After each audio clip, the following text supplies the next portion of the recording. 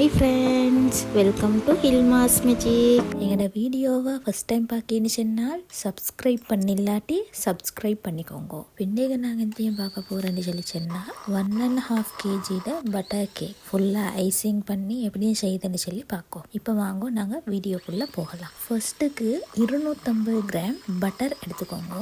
Room டெம்பரேச்சரில் வச்சோனும் பட்டரை ஒரு பவுலில் போட்டு அது ஒயிட் கலருக்கு வர மாதிரி நல்லா பீட் பண்ணி எடுத்துக்கொள்ளணும். அதுக்கு பிறகு 250 கிராம் சீனியை அதோட எட் பண்ணி மறுகாலும் பீட் பண்ணணும். நெக்ஸ்ட் முட்டையை 1/1 தான் எட் பண்ணணும். ஒரு முட்டையை உடைச்சி ஊற்றி 2 minutes பீட் பண்ணணும். அதுக்கு பிறகு அடுத்த முட்டையை உடைச்சி ஊற்றி 2 minutes பீட் பண்ணணும். இதே மாதிரி தான் 5 முட்டையை பீட் பண்ணணும்.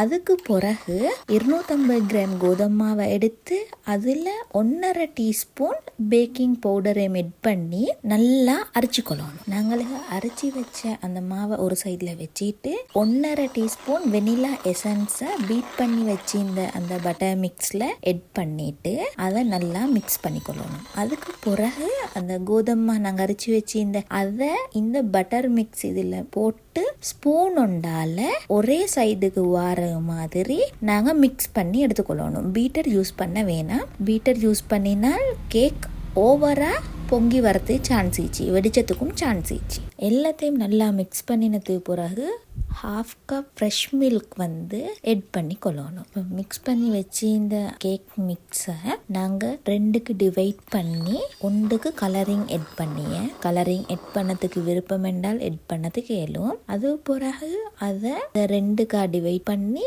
180 செல்சியஸில் 30 நிமிஷம் பேக் பண்ணி எடுக்கிய.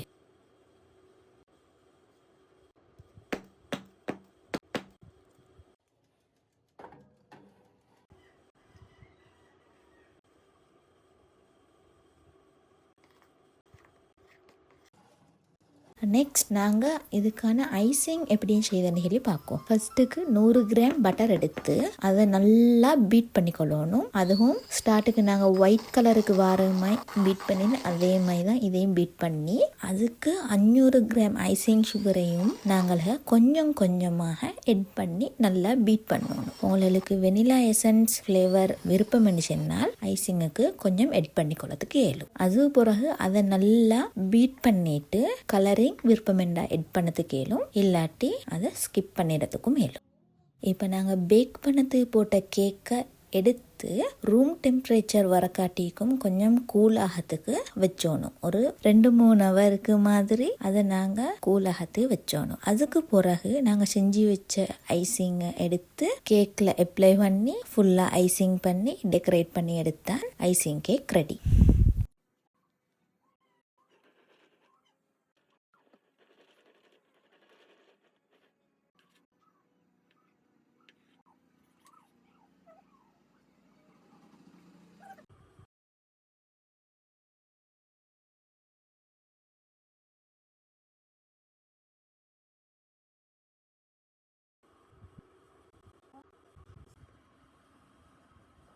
எங்களோட வீடியோவை லைக் பண்ணுங்க, ஷேர் பண்ணுங்க.